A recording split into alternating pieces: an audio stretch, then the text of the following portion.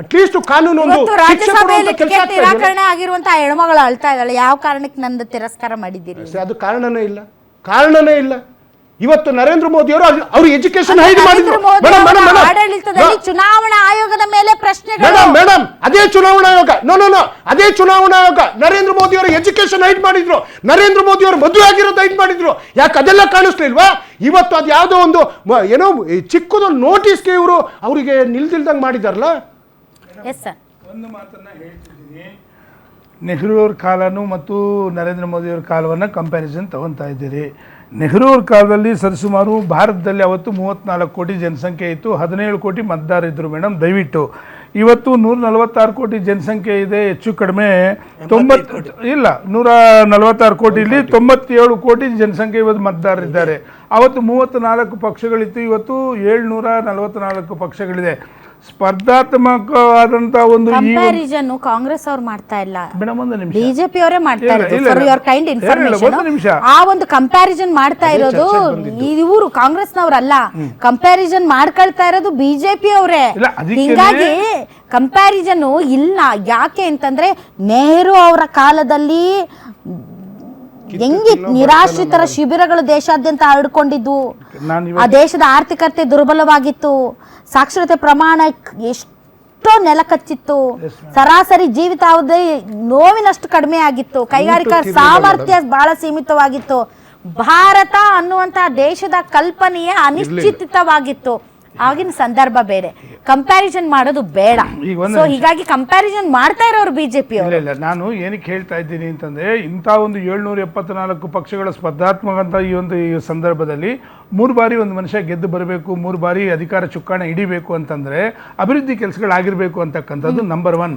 Particular ಒಂದು ನಿಮಿಷ, ನೀವು ಆಯ್ಕೆ ಆದ ಮಾತ್ರಕ್ಕೆ ನೀವು ತುಂಬಾ ಅಭಿವೃದ್ಧಿ ಮಾಡ್ತಾ ಇದ್ದೀರಿ ಕೊಡ್ತೀವಲ್ಲ, ಅಂಕಿಅಂಶಗಳು ಕೊಡ್ತೀವಿ. NDA ಸರ್ಕಾರದಲ್ಲಿ ಮೇಡಮ್ ಎಲೆಕ್ಟ್ರಾನಿಕ್ ಉತ್ಪಾದನೆಯಲ್ಲಿ 2014ರಲ್ಲಿ 2 ಲಕ್ಷ ಕೋಟಿ ಇದ್ರೆ ಇವತ್ತು 2026ಕ್ಕೆ 12 ಲಕ್ಷ ಕೋಟಿ ಆಗಿದೆ.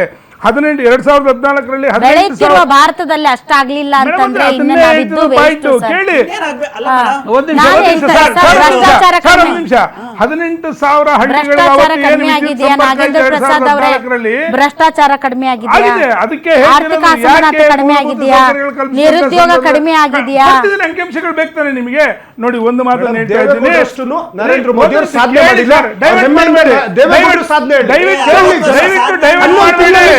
ಸಾಧನೆ ಮಾಡಿದ್ರು. ಮೇಡಮ್ ಮಾತಾಡ್ಬೇಕಾ ಬೇಡವಾ? ಒಂದು ನಿಮಿಷ. ಈಗ ವಿದ್ಯುತ್ ಹಳ್ಳಿಗಳಿಗೆ 18,000 ಇತ್ತು 2014ರಲ್ಲಿ ಮೇಡಮ್. 5,97,500 ಹಳ್ಳಿಗಳಿಗೆ ಇವತ್ತು ವಿದ್ಯುತ್ ಸಂಪರ್ಕ ಇದೆ. ನೀವು ಎಲ್ಲದಕ್ಕಿಂತ ತಾವು ಪದೇ ಪದೇ ಕೇಳ್ತಾ ಇದ್ರಿ ಒಂದು ಹೊಸದಾದಂಥ ವಿಷನ್ನ ಹೇಳಿ ಅಂತೇಳಿ. ಇವತ್ತು ನಾವು ಶಸ್ತ್ರಾಸ್ತ್ರಗಳನ್ನು ರಫ್ತು ಮಾಡೋದ್ರಲ್ಲಿ 2014ರಲ್ಲಿ 700 ಕೋಟಿ ಇದ್ರೆ ಇವತ್ತು 23,000 ಕೋಟಿ ಇವತ್ತು ನೋಡಿ ಸ್ವಂತವಾಗಿ ನಾವು ಎಲ್ಲದನ್ನು ಕೂಡ ನಾವೇ ಉತ್ಪಾದನೆ ಮಾಡ್ತಾ ಇರ್ತಕ್ಕಂಥ. ಸರ್ ಒಂದು ನಿಮಿಷ, ಏರ್ಪೋರ್ಟ್ಗಳು ಮೇಡಮ್ ನಿಮಗೆ 74 ಇತ್ತು 2014ರಲ್ಲಿ, ಇವತ್ತು ಮೇಡಮ್ 164 ಏರ್ಪೋರ್ಟ್ಗಳಾಗಿದೆ. ಒಂದು ನಿಮಿಷ, ಮಂಗಳೂರು ಏರ್ಪೋರ್ಟ್ ನಾವು ಮಾಡಿದ್ವಿ, ಬೆಂಗಳೂರು ಏರ್ಪೋರ್ಟ್ ನಾವು ಮಾಡಿದ್ವಿ, ಧಾರವಾಡ ಏರ್ಪೋರ್ಟ್, ಹುಬ್ಳಿ ಏರ್ಪೋರ್ಟ್ ನಾವು ಮಾಡಿದ್ವಿ, ಗುಲ್ಬರ್ಗ ಏರ್ಪೋರ್ಟ್ ನಾವು ಮಾಡಿದ್ವಿ, ಬೀದರ್ ಏರ್ಪೋರ್ಟ್ ನಾವು ಮಾಡಿದ್ವಿ, ಮೈಸೂರು ಏರ್ಪೋರ್ಟ್ ನಾವು ಮಾಡಿದ್ವಿ. ಒಂದೇ ಒಂದಿಲ್ಲಲ್ಲ. ಏಮ್ಸ್ ಇವ್ರು ಲೆಕ್ಕ ಹೇಳ್ತಾರಲ್ಲ, ಕರ್ನಾಟಕದಲ್ಲಿ ಒಂದು ಏಮ್ಸ್ ಬಂದಿದ್ಯಾ? IIT ಅವ್ರು ಲೆಕ್ಕ ಹೇಳ್ತಾರಲ್ಲ, ಕರ್ನಾಟಕಕ್ಕೊಂದು IIT ಬಂದಿದ್ಯಾ? ಅಲ್ಲಿ ಬಂದಿದೆ, ಇಲ್ಲಿ ಬಂದಿದೆ. ಕರೆಂಟಿನ ವಿಚಾರ ಹೇಳಿದ್ರು, ನಮ್ದು ಮಲ್ನಾಡು ಮೇಡಮ್ ಬಹಳ ಕುಗ್ರಾಮ. ಅವತ್ತು ಕರೆಂಟ್ ನೋಡಿದ್ದೆ, ನೀವು ಎತ್ತಿನ ಗಾಡಿ ಕೇಳಿದ್ರೆ ನಾನು ಚಿಕ್ಕ ಹುಡುಗ ಇದ್ದಾಗಲೂ ರೈಲ್ ನೋಡಿದ್ದೆ, ಬಸ್ಸು ನೋಡಿದ್ದೆ. ಬೇಡ ಮೇಡಮ್ ಈ ರೀತಿ ನನಗೆ ಅವಕಾಶ ಕೊಟ್ಟಿದ್ದಾರೆ, ದಯವಿಟ್ಟು ಇರಿ.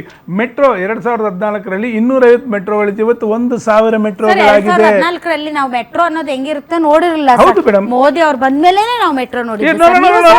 ಇದು ಒಂದು ನಿಮಿಷ ಹೇಳ್ತಿದ್ದೀನಿ ಕೇಳಿ. ದೇವೇಗೌಡರ ಕಾಲದಲ್ಲೇನೆ ಆಗಿರೋದು, ನೀವು ಅದನ್ನ ಹೇಳ್ಬೇಡಿ. ಡೆಲ್ಲಿಯಲ್ಲಿ ಸಾಮಾನ್ಯ ದೇವೇಗೌಡರು ಅದನ್ನ ಯಾವತ್ತು ಓಪನ್ ಮಾಡಿದ್ರು ಅಂತಕ್ಕಂಥದ್ದು ಒಂದು.